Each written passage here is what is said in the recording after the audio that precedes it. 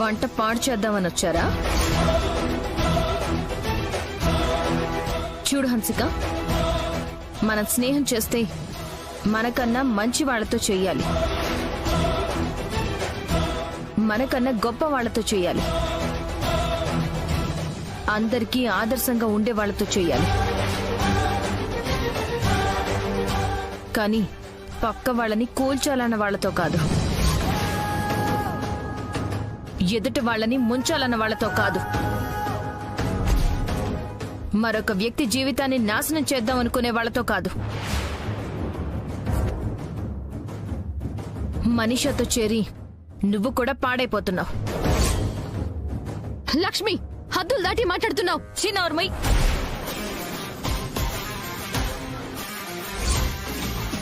నీకు మాట్లాడే అర్హత కూడా లేదు. నువ్వు పాడైంది చాలదా, ఇంకా ఇంట్లో వాళ్ళు కూడా పాడు చేస్తున్నావా? చూడు మనీషా, ఒక మనిషికి మంచి చేస్తే ఆ మంచితనం మనల్ని కాపాడుతుంది. ఒక మనిషికి చెడు చేద్దామని చూస్తే ఏదో ఒక రోజు అదే చెడు నీకు చేటు చేస్తుంది. బాగా గుర్తుపెట్టుకో. ఎందుకంటే ఈ మాటలు గుర్తుపెట్టుకునే సమయం ఏదో ఒక రోజు నీకు ఎదురు పడుతుంది. వెళ్ళండి ఇక్కడి నుంచి. చాలా గొప్పగా ఆలోచించారు మావయ్య గారు. ఒకప్పుడు కూతురు లాంటి దానివి అన్నారు, ఇప్పుడు కుతంత్రాలు పన్నే దానిలా కనిపిస్తున్నానా?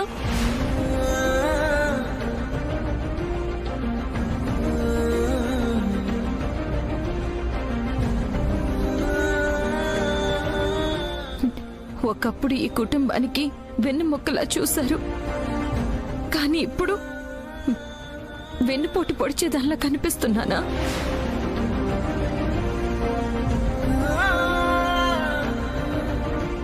మిత్రగారి గురించి, ఆయన ప్రేమ గురించి, ఆయన జాతకంలో ఉన్న గండాల గురించి నా దగ్గర దాచి తప్పు చేసింది మీరు. అయినా భరించాను, సహించాను. కానీ ఈరోజు నేను తిరిగి వచ్చిన విషయం వెనక స్వార్థం ఉందేమోనని అనుమానిస్తున్నారు చూడండి. అదే సహించలేకపోతున్నాను, భరించలేకపోతున్నాను.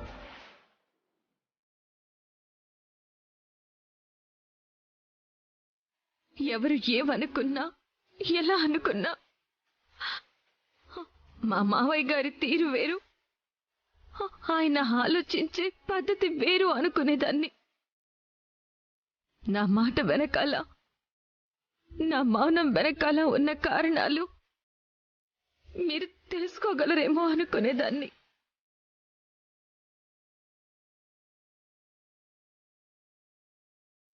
కానీ ఇప్పుడు అర్థమైంది. అందరితో పాటు మీకు కూడా నేను తప్పు చేసినట్టుగా మాత్రమే కనిపిస్తున్నారు, కానీ నా వ్యక్తిత్వం కనిపించడం లేదు.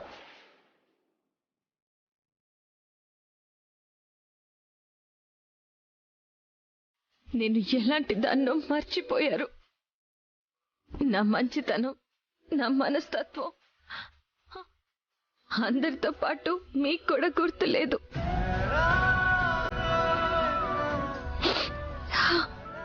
చాలా సంతోషం మావయ్య గారు.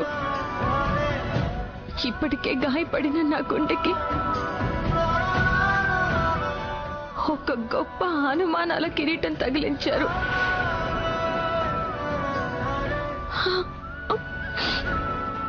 మోయలేనంత భారంగా ఉంది. ఓ మై గాడ్, పెద్దనాన్న, వీళ్ళు ఉదయం మన కన్స్ట్రక్షన్ కంపెనీతో అగ్రిమెంట్ చేసుకోవడానికి వచ్చిన వాళ్ళ? అగ్రిమెంట్ కి సంబంధించిన పేపర్స్ అన్ని తీసుకొచ్చాను. ఒక్కసారి చెక్ చేసుకుని సంతకాలు చేసి ఇనిషియల్ అమౌంట్ 20 crores ఇచ్చేస్తే మనం ఫర్దర్ ఫార్మాలిటీ స్టార్ట్ చేసుకోవచ్చు మేడం. అవును సంజన, వాళ్లే. మనం చాలా అదృష్టవంతులం. ఏ దేవుడు మనల్ని చాలా గట్టిగా కాపాడాడు. 20 కోట్లు ఆ ఫ్రాడ్స్ ఫాల్ అవ్వకుండా కాపాడాడు. లేకపోతే ఈ పాటికి లబోదిబోమనేవాళ్ళం. అయినా వాళ్ళెవరో ఏంటో తెలుసుకోకుండా అగ్రిమెంట్ ఎలా చేసుకుందామనుకున్నారు?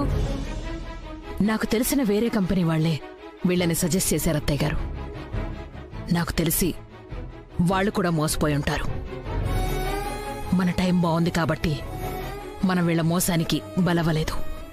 ఈసారి మాత్రం ఇలాంటి విషయాల్లో మనం ఇంకొంచెం జాగ్రత్తగా ఉండాలి మామ్.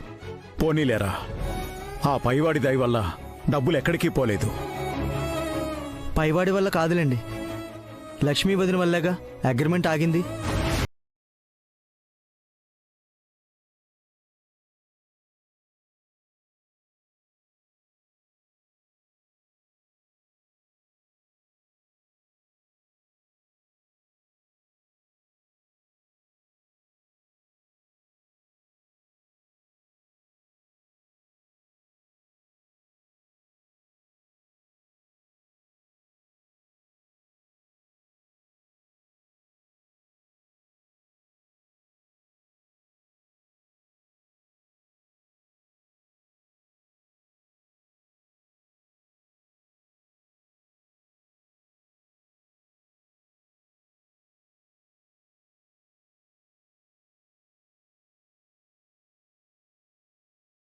చావడానికి దూకితే ధైర్యవంతుడు అని బిరుదిచ్చి బహుమతులతో సన్మానం చేసినట్టు లక్ష్మి అనుకోకుండా చేసిన పనికి ఇంకోటేదో జరిగింది అంతే.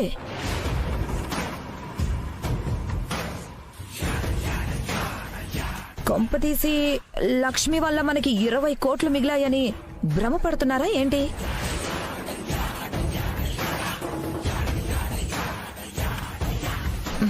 ఫర్ సపోజ్ ఈ కంపెనీ మంచిదే అయ్యుంటే, వాళ్ళు నిజాయితీ గల వాళ్లే అయ్యుంటే పరిస్థితి ఏంటి?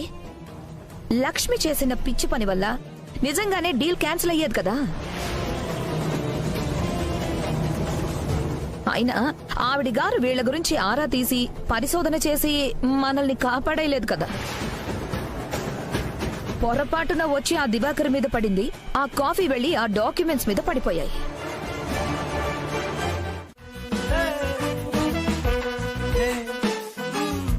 అమ్మా అమ్మా, ఏంటి ఎంతసేపు నీ గురించే నువ్వు చూసుకుంటావు కానీ నా గురించేమైనా ఆలోచించావా?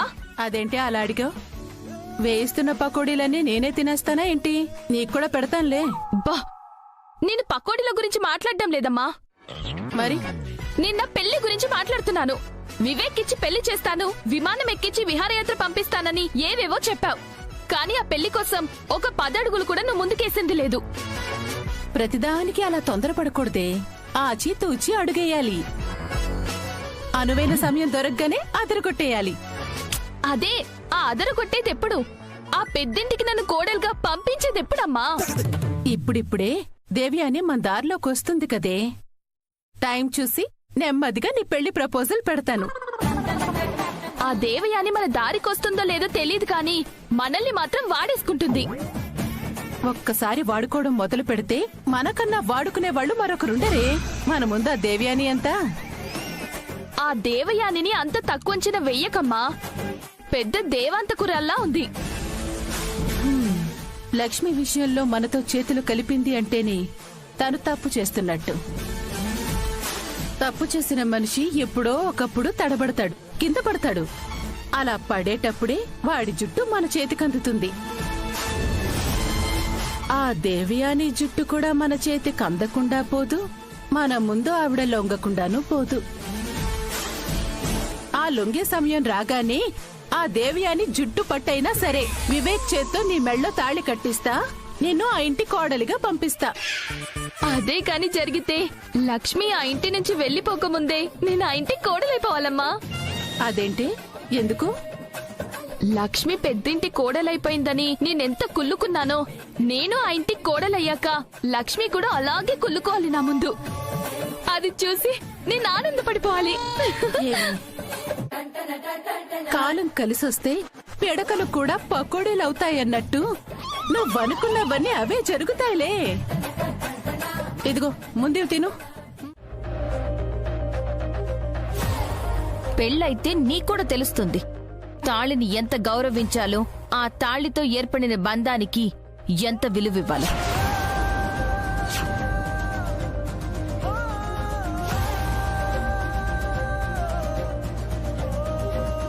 అయినా మిత్రని వద్దనుకున్న దానివి ఇంకా దేనికోసం పాకులాడుతున్నావో, దేనికోసం పోరాడుతున్నావో నాకు అర్థం కావట్లేదు. నేను మిత్రగారిని వద్దనుకున్నా, ఆయన్ని నేను వదిలేసినా ఇంకొక 6 నెలల పాటు ఆయనకి నేను భార్యనే, ఆయన నాకు భర్తే. ఏది ఏమైనా నువ్వు కొత్తగా ఇప్పుడు మిత్ర జీవితంలోకి వచ్చావు లక్ష్మి. కానీ మనీష అలా కాదు.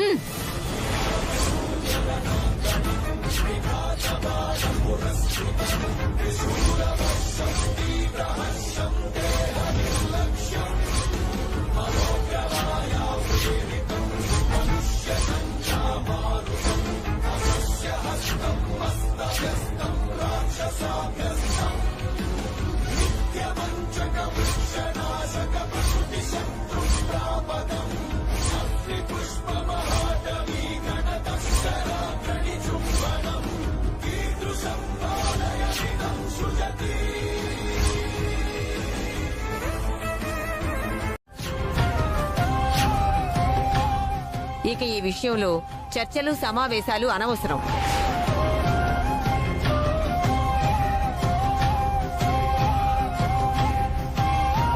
అనవసరమైన పంతాలకి పట్టింపులకి పోతే మళ్ళీ పోలీసులు, లాయర్లు అని ఈ గడప తొక్కుతారు. పోయిన పరువు చాలదా? ఇంకా పోవాలా?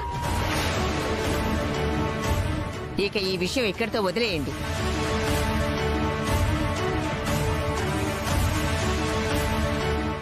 అది కాదత్తయ్య గారు.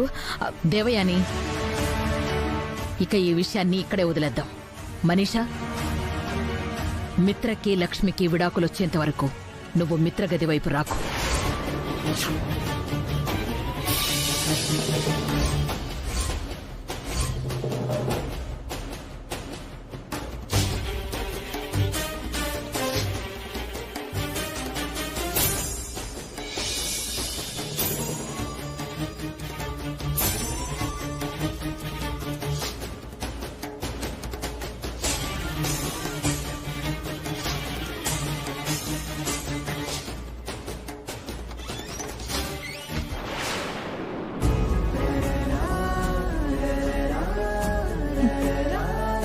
అందరూ నన్ను క్షమించండి.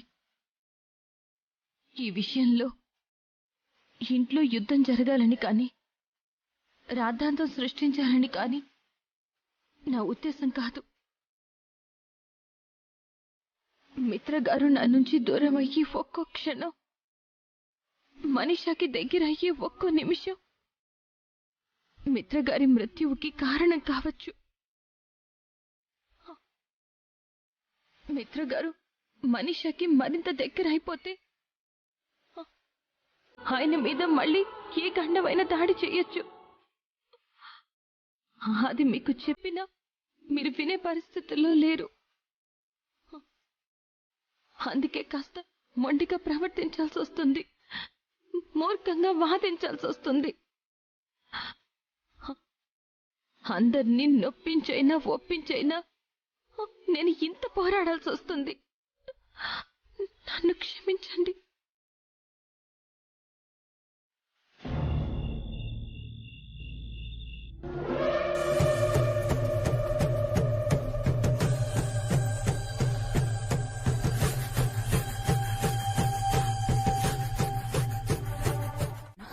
చూస్తూ ఊరుకుంటున్నామే కాని తన పొగురు తగ్గించే పని మాత్రం చేయలేకపోతున్నాం.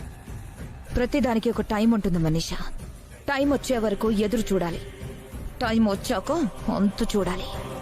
అయినా ఇంకెన్నాళ్లులే, 6 నెలలు గడిచాక లక్ష్మి ఇంట్లో నుంచి వెళ్లాల్సిందేగా. లేదా ఆంటీ, నేను 6 నెలల వరకు ఎదురు చూడలేను. ఈ లోపే లక్ష్మిని ఇంటి నుంచి గెంటే వరకు నేను నిద్రపోను.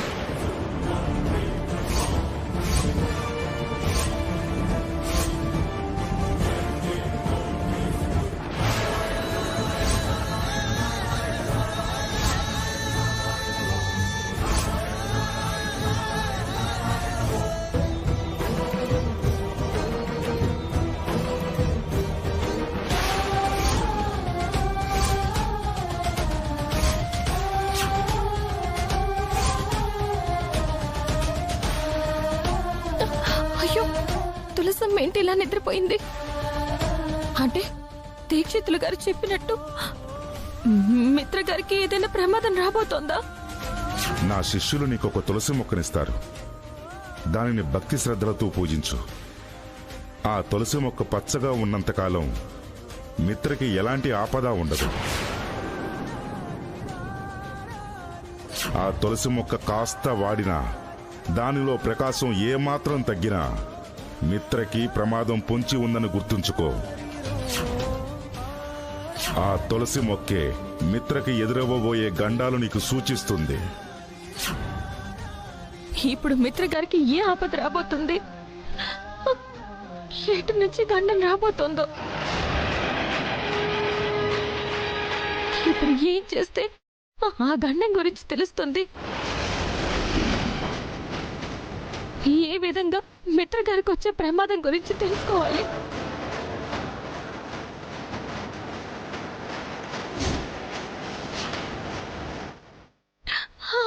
భగవంతుడా, ఆయన్ని కాపాడాలనే సంకల్పంతోనే మళ్ళీ నేను తిరిగి వచ్చాను. ఆయన్ని కాపాడుకునే దారి నాకు చూపించు.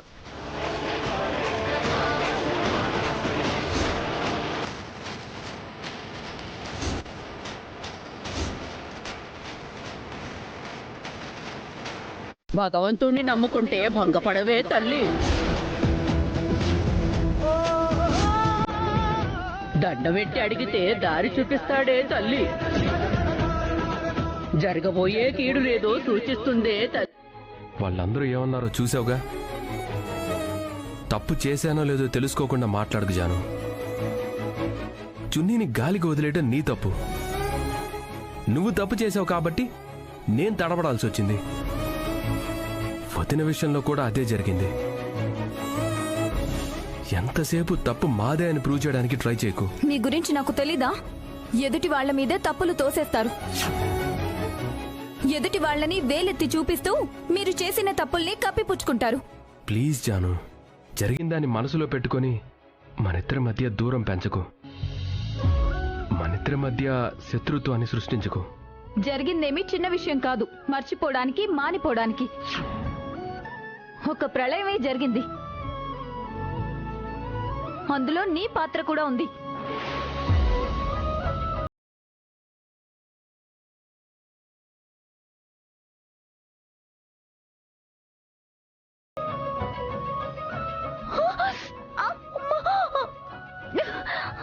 జాను ఆగు. దెబ్బ తగిలినట్టుంది, హాస్పిటల్కి వెళ్దాం పద. మీ కుటుంబం వల్ల తగిలిన దెబ్బల కన్నా నీ కార్ వల్ల తగిలిన దెబ్బ పెద్దదేం కాదు. అంత పెద్ద దెబ్బనే తట్టుకుంటున్నాను, ఇంత చిన్న దెబ్బ నుంచి తేరుకోలేనా? జాను ప్లీజ్, కుంటుతూ నడుస్తున్నావు, ఇంటి వరకు వెళ్ళలేవు. ఫస్ట్ నువ్వు కారుకి నేను డ్రాప్ చేస్తాను. అవసరం లేదు, నీకు అవకాశం ఇవ్వదలుచుకోలేదు. ఆగు.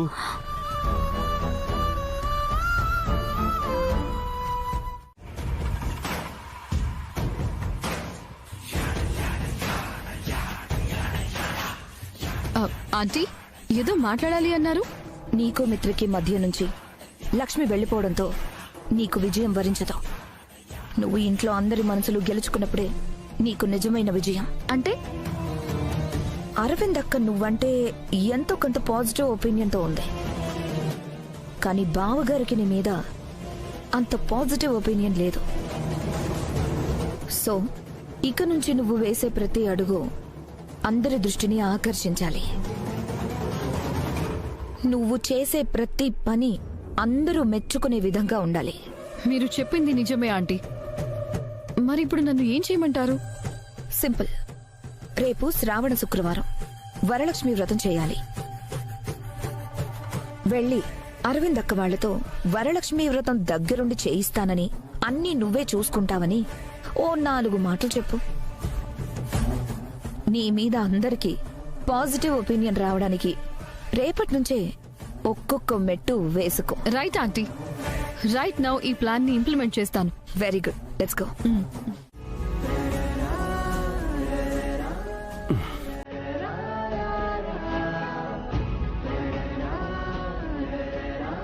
ఇదేంటి బాబు, ఈడ ఏడొచ్చిన పిల్లని ఇష్టం వచ్చినట్టు మోసుకొచ్చేస్తున్నావు. ఇరుగు పొరుగు చూస్తే ఇష్టం వచ్చిన కోతలన్నీ కుయ్యరు. నడవలేకపోతోందని మోసుకొచ్చాను ఆంటీ. వెళ్ళేటప్పుడు ఇరుగు పొరుగు వాళ్ళకి చెప్పేసే వెళ్తాలేండి. ఎందుకులే బాబు, చూడని వాళ్ళకు కూడా చెప్పుకొని పల్లేరుకాయంత మ్యాటర్ని పనసకాయంత చేసుకోవడం ఎందుకు? ఇప్పుడు ఎలా ఉంది? ఓకే, నాకేం పర్వాలేదు, బానే ఉన్నాను. నొప్పి ఎక్కువగా ఉంటే చెప్పు, డాక్టర్ దగ్గరికి వెళ్దాం. నాకేమైనా నేను చూసుకోగలను. ఇక తమరు దయచేయొచ్చు. చూడు జాను, మనుషుల్ని పరిస్థితుల్ని అర్థం చేసుకోవడానికి ప్రయత్నించు. నోటికొచ్చిన మాట అంటే పంతాలు పెరుగుతాయి కానీ ప్రాబ్లమ్స్ సాల్వ్ కావు. వెళ్ళొస్తాను. చిన్నబావ గారు, ఏంటని? లక్ష్మి అక్క ఎలా ఉంది? కాస్తో కూస్తో ఖాళీగా ఉన్న గది కిచెన్ పక్కన ఉన్న ఆ స్టోర్ రూమ్ మాత్రమే. 6 నెలలు నువ్వు ఉండబోయేది అక్కడే.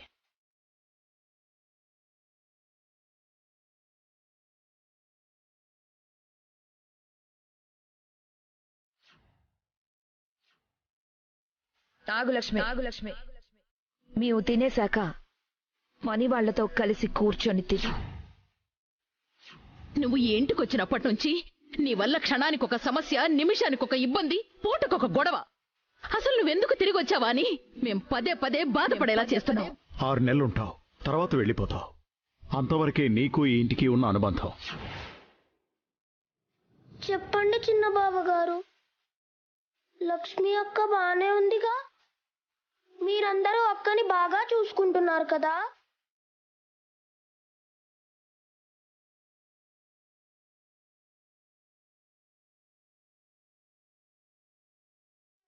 బాగా చూసుకోవాలనుంది. అన్ని పరిస్థితులు బాగుపడాలని ఉంది. అలాంటి టైం అతి త్వరలోనే వస్తే బాగుంటుంది.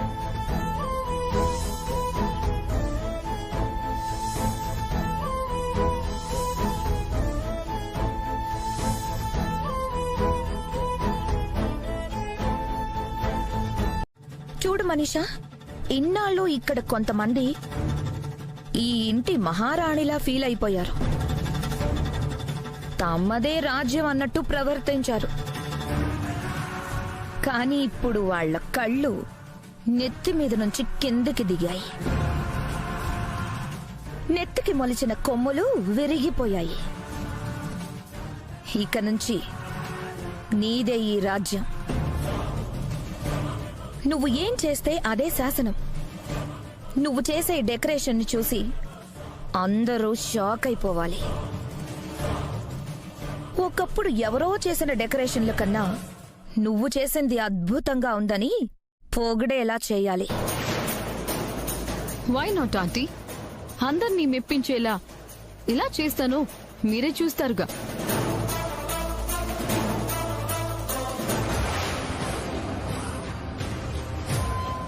మిత్రని అడ్డం పెట్టుకుని లక్ష్మిని ఉడికించాలి. మిత్ర నాకు దగ్గరవుతున్నాడని లక్ష్మికి అనిపించేలా చేయాలి. అలా చేస్తేనే లక్ష్మి వీలైనంత త్వరగా ఇక్కడి నుంచి వెళ్ళిపోతుంది.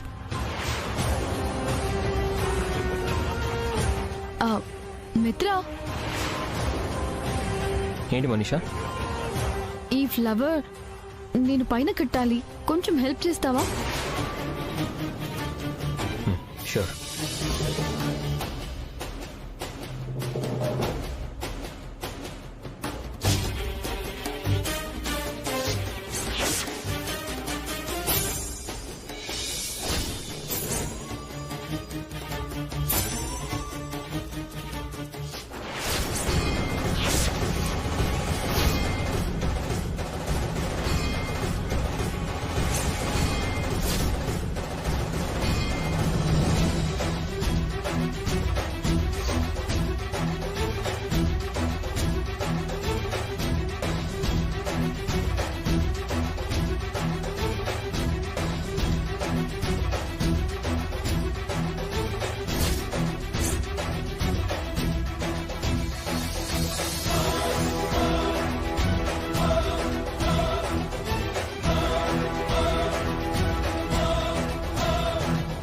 అయిందా మనీషా? ఇంకా అవ్వలేదు మిత్ర. 1 minute.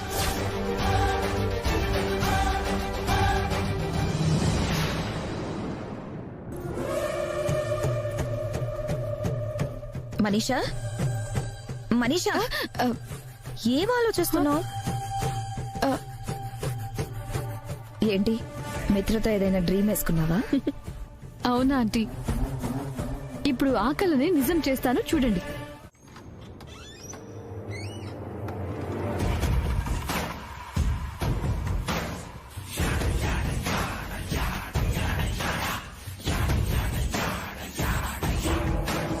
పుణ్యస్త్రీలా పూజలు చేసేస్తాను, గొప్ప వనితలా వ్రతాలు చేసేస్తాను అని తెగ ప్రగల్భాలు పలికింది కదా ఆంటీ. ఆ లక్ష్మిని పూజలు చేయకుండా ఆపాలి. ఎస్ మనీషా, తను ఏం చేసినా చెల్లుతుందన్నట్టు మాట్లాడుతుందిగా. తనకి తిరుగులేదు అన్నంత ధీమాగా ఉందిగా. తన గర్వాన్ని, తన మీద తనకున్న ఆత్మవిశ్వాసాన్ని నాశనం చెయ్యాలన్నా, కిందకి కూలదోసి పడేయాలన్నా తను చేసే పూజ అడ్డుకోవడం ఒక్కటే మార్గం. కష్టపడి పూజా సామాగ్రి మొత్తం తెచ్చుకుంది కదా, దాన్ని మాయం చేస్తే చాలు. రేపు ఎలా పూజ చేస్తుందో, ఎలా ఆ ప్రతిఫలం అందుకుంటుందో మనము చూద్దాం. Let's go. కమ్.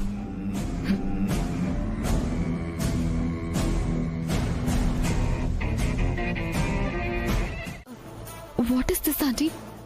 ఈ లక్ష్మీ పూజ సామాగ్రి మొత్తం మనం దాచేసాం కదా, మళ్ళీ ఇప్పటికిప్పుడు ఎలా పుట్టుకొచ్చాయి? నాకు అదే అర్థం కావట్లేదు మనీషా.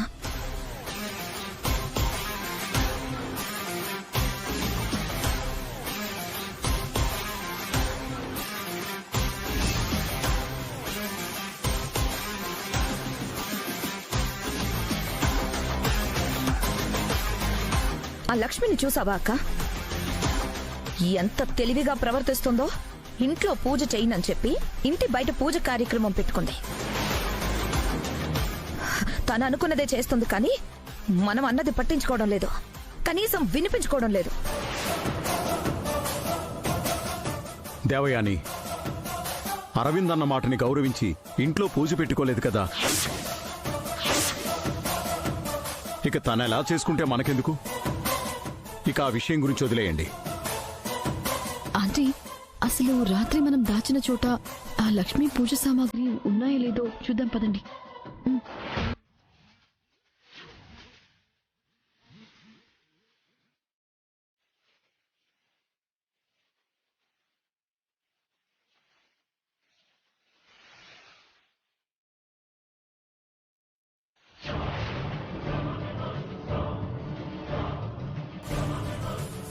చూడు మనీషా, నిప్పు నిశ్శబ్దంగానే ఉంటుంది, పట్టుకుంటే పట్టుకున్న వాళ్ళనే ఆర్పేస్తుంది. నేను కూడా అంతే. నిశ్శబ్దంగా ఉన్నాను కదా అని, నోరు తెరవడం లేదు కదా అని నా జోలికి రావడానికి, నా దారికి అడ్డు నిలబడ్డానికి ప్రయత్నించుకో. నా దారికి అడ్డం వస్తే ఏరి పారేస్తాను. నా జోలికొచ్చి లేనిపోని రాద్ధాంతం చేస్తే ఇలాగే మీరు తలపెట్టిన ప్రతి దాన్ని తలకిందులు చేస్తాను. ఈ మాత్రం దానికే నా మీద గెలిచానని తెగ మురిసిపోతున్నావా లక్ష్మి? పూజా సామాగ్రి దొరకగానే పండగ చేసుకోకు. వ్రతం అంటే 4 పువ్వులు 4 ఆకులు అమ్మవారికి సమర్పిస్తే అయిపోతుందా? భర్త ఆశీర్వాదం ఉండాలి, తన చేత నీ నుదుటిన కుంకుమ పెట్టించుకోవాలి, తన చేత నీ నెత్తి మీద అక్షంతలు వేయించుకోవాలి. అవన్నీ చేయడానికి మిత్ర సిద్ధంగా లేడు. భర్త సహకారం, భర్త ఆశీర్వాదం లేని ఈ వ్రతం నువ్వు చేసిన వ్యర్థమే. ఆ విషయం నీకు అర్థం కావడం లేదు. మనసు మంచిదైతే కోరుకున్నది ఏదైనా జరుగుతుంది. సంకల్పం గొప్పదైతే ఆ వ్రత ఫలితము దక్కుతుంది.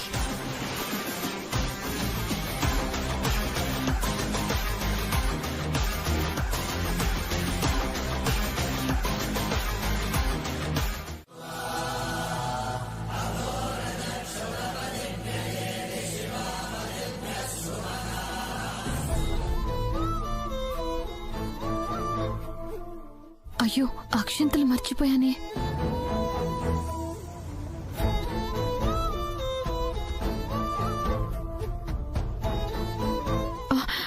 కొంపతీసి ఎవరు ఇటు రావడం లేదు కదా? ఎవరైనా వచ్చారంటే నా పరువు పోతుంది.